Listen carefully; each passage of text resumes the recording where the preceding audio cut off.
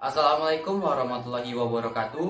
Saya Kevin Kurniawan, siswa kelas 11 FS2 SMA Negeri Plus Provinsi Riau.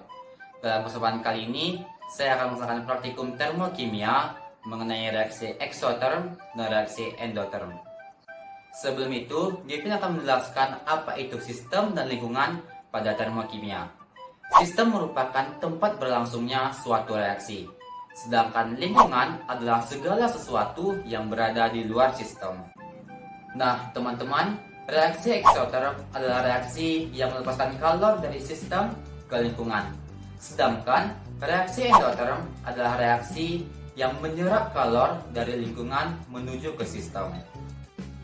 Nah, teman-teman, penerapan termokimia sangat erat kaitannya dengan aktivitas yang kita lakukan dalam kehidupan sehari-hari.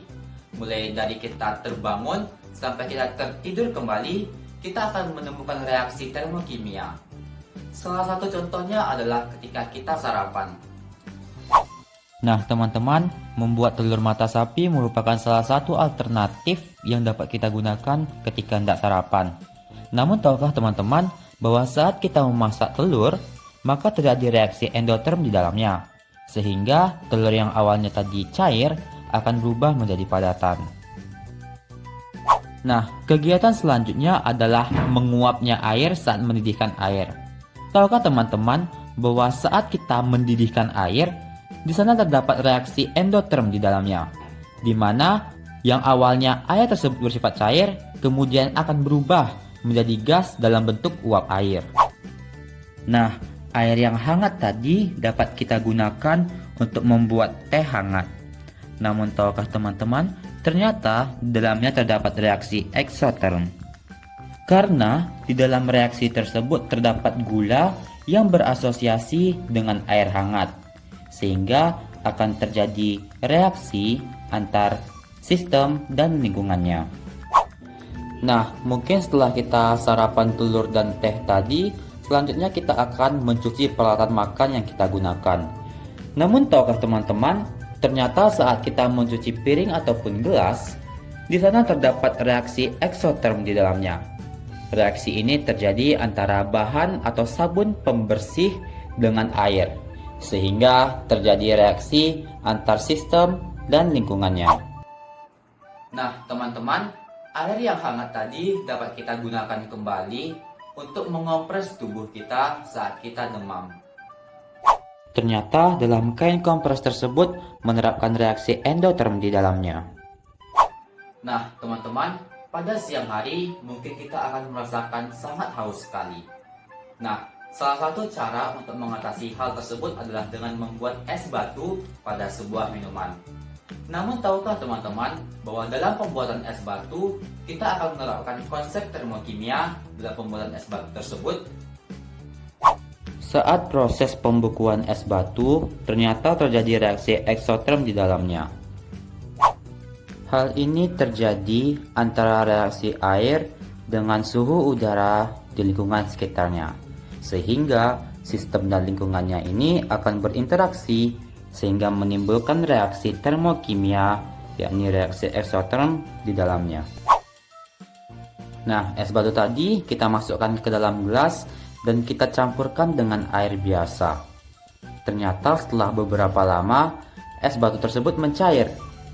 Reaksi ini ternyata terjadi karena adanya reaksi endoterm di dalamnya, sehingga es batu tersebut akan bereaksi dengan lingkungan sekitarnya. Nah, teman-teman, mungkin contoh yang Kevin sebutkan tadi hanya bagian kecil dari penerapan termokimia dalam kehidupan sehari-hari. Nah, sebenarnya ada banyak sekali fenomena alam di sekitar kita yang menerapkan konsep dari termokimia ini.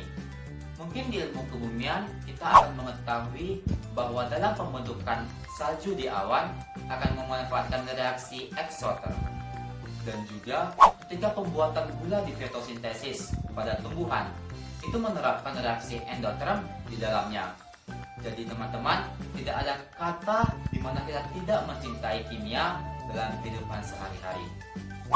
Nah, untuk mempermudah dalam membedakan antara reaksi eksoterm dan endotherm, Kevin telah membagikannya ke dalam dua ciri pembeda, yakni sebagai berikut.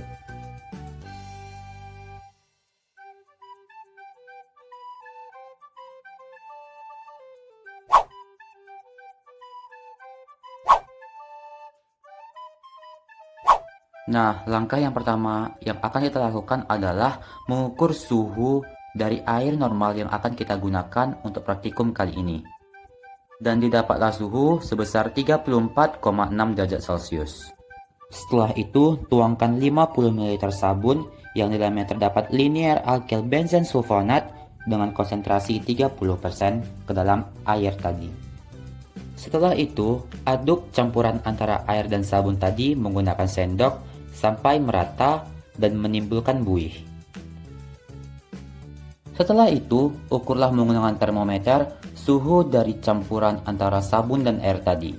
Maka didapatlah suhu hasil akhir dari campuran itu adalah sebesar 35,9 derajat Celcius.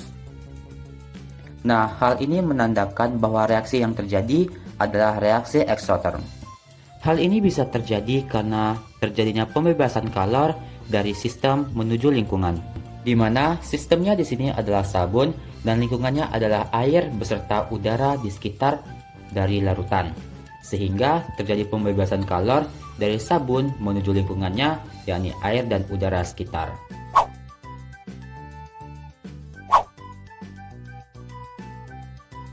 Langkah yang pertama yakni meletakkan lilin dan air berwarna di atas piring.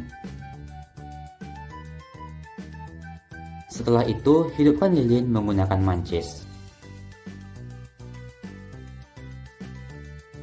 Setelah menyala, tutuplah lilin menggunakan gelas.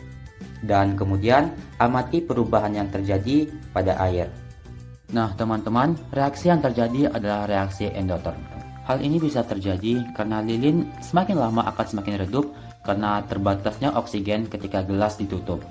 Sehingga nyala api pada lilin semakin redup dan padam karena kadar oksigen yang diperlukan untuk proses pembakaran tidak mencukupi. Molekul oksigen yang hilang karena proses pembakaran menyebabkan tekanan udara di dalam gelas lebih kecil dibandingkan dengan tekanan udara di luar gelas. Oleh sebab itulah terjadinya aliran air dari luar ke dalam gelas karena tekanan di luar lebih besar dari dalam gelas, sehingga air tersebut akan berpindah tempat.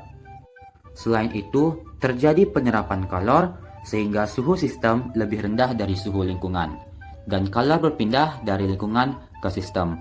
Oleh sebab itulah, reaksi ini merupakan reaksi endotherm. Demikianlah praktikum yang dapat saya lakukan. Terima kasih atas perhatian. Mohon maaf atas segala kekurangan. Assalamualaikum warahmatullahi wabarakatuh.